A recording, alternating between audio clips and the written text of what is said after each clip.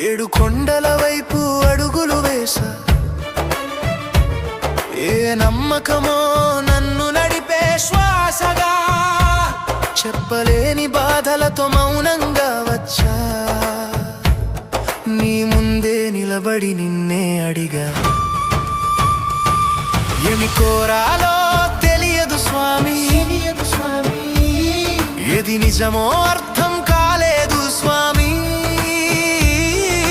చేతులు జోడించి నిలబడ్డ వేళ నా కన్నీళ్ళే నా మాటలయ్యే వేళ.